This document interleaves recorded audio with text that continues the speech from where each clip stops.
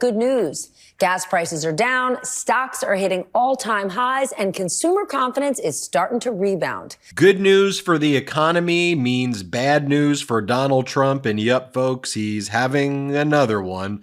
Now he is out there posting about the director of Home Alone 1 and 2 is a liar and is deranged like special counsel Jack Smith. I kid you not. Look at what Donald Trump is spending his time posting.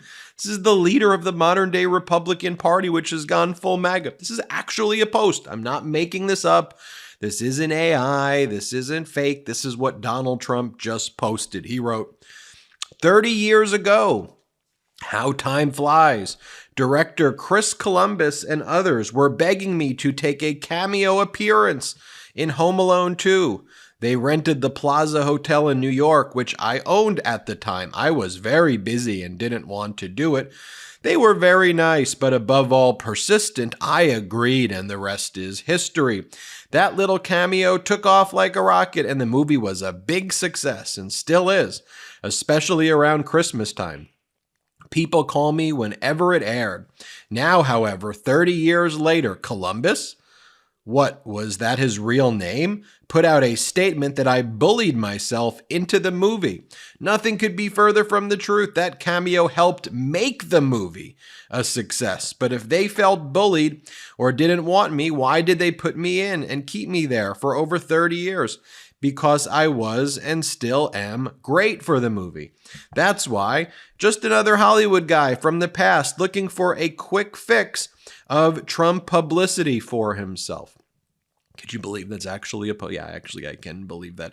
But this all originated, this was a story back actually from 2017 where Matt Damon first blew the lid off of the secret behind how Donald Trump would require that if any of his properties were used, Donald Trump would have to appear in the film. And Matt Damon talked about how in 2017, the 1992 film Sent for a Woman, which was at the Plaza Hotel's now defunct Oak Room Bar and Restaurant, Donald Trump had to appear in that movie. And also, there was a story about this then again in 2020, how Donald Trump forced his way onto Home Alone 2. And then it says, in 30 years since its release, Home Alone has become a seminal holiday movie.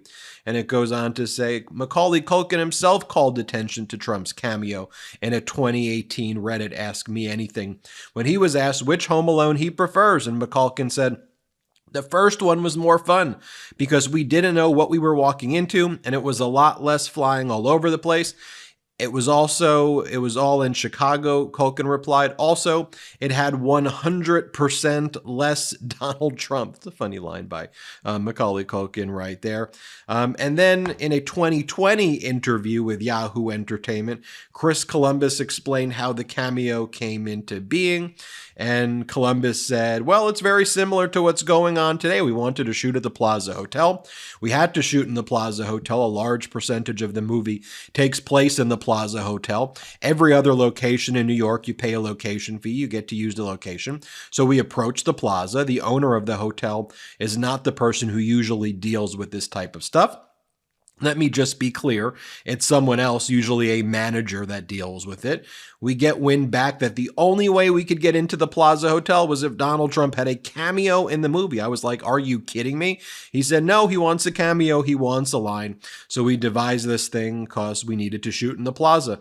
My producers were like, well, you can cut it. We'll shoot it and we'll cut it later, where this is the only way to get into the Plaza. And then he goes on to say, though, that when he saw the cameo, audiences got a laugh at Donald Trump being in there. So he ended up keeping it in the movie. So this story resurfaced again this past week, December 23rd, 2023 in Deadline. Home Alone 2 director says Donald Trump did bully his way into sequel cameo. But again, we knew about this in 2017. We knew about this in 2020. And this is just basically a recycled article from December of 2023 because it was by the holiday seasons. But this week, Donald Trump thought, that's what I'm going to respond to. I'm going to post that, and I'm going to go after the director, Chris Columbus. Donald Trump also posts this weird photo of someone painting something that doesn't even really look like him on a truck. And Donald Trump goes, "Wow, what a truck. What an artist. Thank you. We will make America great again." And then Donald Trump posts this. I don't know. It's a shame. I like Legos. It's a Donald Trump Lego video of a Lego Donald Trump, and then Donald Trump writes on the Lego thing, "Is there anything better than a Trump rally?" Yeah, I'd probably say every single thing in existence. Here, then Donald Trump posts, boom, I attack Home Alone. Post a Lego photo of myself. Post a photograph of myself on a truck that's super weird. And then Donald Trump writes, "Crooked Joe Biden's errand boy, deranged Jack Smith, is obsessed with attacking your favorite president, me, and with interfering in the 2024 presidential election," which I'm dominating.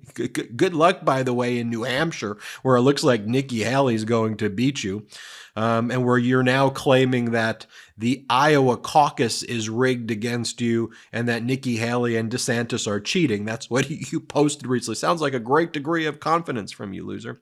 Donald Trump goes on to say, "Deranged Jack is so viciously and desperately angry that the Supreme Court just unanimously rejected his flailing attempt to rush this witch hunt, that he is ignoring the law and clear instructions from the D.C. court that this case should be stayed and there cannot be any more filings. Today's pathetic motion is not just illegal, it's also another unconstitutional attempt to take away my First Amendment rights and prevent me from saying the truth. That all of these hoaxes are nothing but political persecution of me, the MAGA movement, and the Republican Party by crooked Joe Biden." This guy is just the biggest whiny loser in the world, over and over and over again. While the case was stayed, special counsel Jack Smith lodged a motion in limine, which Donald Trump doesn't have to respond to until the stay is lifted. But Donald Trump and his lawyers are like, "No, we don't want to look at any documents. Donald Trump is too busy right now to look at the documents, and there's a stay, and if you file things, it's unlawful right now," because Donald Trump is claiming that he has king-like absolute presidential immunity in the D.C. Circuit Court of Appeals.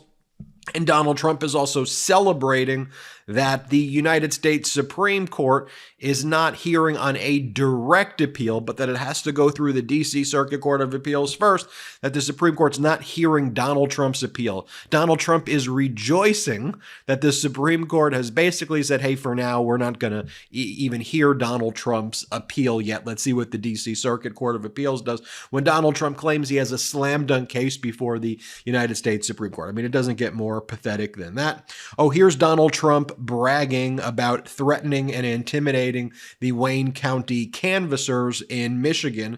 Donald Trump goes, they did what they say I did. Crazy. And it's an article about how it's written from Breitbart, blaming the Democrats for pressuring the Wayne County canvassers to certify the accurate election results, and then how Donald Trump and Romney McDaniel then threatened the Wayne County canvassers not to certify the results. Oh, and by the way, this is all the doom and gloom and American carnage and all of that. Then they try to sell you things like this. This is an actual photo, an ad from the Trump's social media. It has President Biden looking at a family in a fish tank, and it says, "Escape the digital dollar. Use Trump's IRS loophole to escape the surveillance of your transactions. Advantage Gold." Oh, that's how you're gonna solve the problems. Very, very good. So stupid. Goes on, Donald Trump then posts, "They illegally spied on my campaign. They cheated on the elections." Post. Just post constantly throughout the day. Here's what he posts. By the way, here's what President Biden posts. He hasn't even posted. He posted once the entire day. President Biden goes, "The unemployment rate in America has remained below 4% for 22 months in a row." That's it. That's what President Biden said. And it's such a great contrast. You got Donald Trump yelling at the Home Alone director and yelling at Jack Smith and tilting at windmills and just screaming and behaving like a complete lunatic, capital letters. And President Biden's like, "Yeah, Unemployment rate in America has remained below 4% for 2020 for 22 months in a row. Or the post from yesterday where President Biden said 2023 was a year spent working to get hardworking families more breathing room, growing our economy from the middle out and bottom up, and fighting for every American's freedom. And we see good news like this. Like, take a look. Here's the National Economic Council director talking about where we are right now with the economy. Play the clip. We're closing out the year with inflation on a 6-month basis at 2%. That's the pre-pandemic benchmark. That's a very significant milestone. And with the 2023 close, it's worth noting just how much progress we've seen. Not only has inflation come down faster than even the most optimistic forecast, but growth is very resilient and employment is very strong. Just thinking back to a year ago, that consensus was we couldn't get to where we are today on inflation without a spike in unemployment and a recession. But the unemployment rate's been below 4% for 22 months running now. And we got more data today and yesterday confirming economic growth is robust. And if you look at after-tax income growth for Americans, 3.7% this year, that's after adjusting for inflation. So yes, a good year for the American worker, the American economy. Here's a reporter on CNN saying where we are with the economy. Play the clip. But we always want to know how people are feeling. Yeah. And this report essentially tells us you are seeing a huge jump in consumer sentiment from November to December. December consumer sentiment 69.7, up 13.7% from the month before. And as you said, this is led because people are feeling better about inflation. Those cooling numbers, potentially cooling prices a little bit. And even expectations in this report, how people are feeling about the future of the economy, they're feeling much better about it too. So the outlook is also really good. And that's important because so much can change, obviously, in such a short period of time. But we have really good indicators about what's going on with the economy, and especially from the Federal Reserve, who has projected rate cuts in 2024. Right. That's encouraging news. And maybe people are taking that in a little bit. Here's a Fox guest. Play the clip. Yeah, well, the consumer confidence report is up. We've got lower gasoline prices. We've seen inflation data come down. By the way, here is Kevin O'Leary and Larry Kudlow. Play the clip. I'm excited, Larry. We got the juice in printing money. We've got the Fed slowing down. We've got the soft landing. We've got broadening of the S&P 500 and the S&P 500. And obviously the Russell 2000. This is a fantastic holiday season. Rudolph the reindeer has arrived. So Donald Trump can rant and rave about Macaulay Culkin, Home Alone, whatever it is. But like, President Biden's going to have his eye on the ball. Democrats are going to behave like adults. And I think ultimately the American people, when things start getting serious, are going to focus on people who are serious people. Donald Trump's not only a not serious person, he's a very dangerous and vile person, and many people are saying a very smelly one as well, but a very vile and dangerous and despicable person you see in his posts there. So anyway, tell me how you feel in the comments below. Hit the thumbs up. It's free to hit the thumbs up. It helps the videos. Subscribe to our channel. Share the video. Let me know in the comments below also how you utilize MeidasTouch videos, how you share it with friends, family, coworkers, people you know. I'd love to know how you utilize the videos so it could help me and my whole team in 2024 work on improving our videos and all that. So let me know how you use it. That'd be great for me to read in the comments below. Maybe I'll read a few of those comments too. All right, thanks everybody for watching. Hit subscribe and have a great day. Hey Midas Mighty, love this report? Continue the conversation by following us on Instagram @MeidasTouch to keep up with the most important news of the day. What are you waiting for? Follow us now.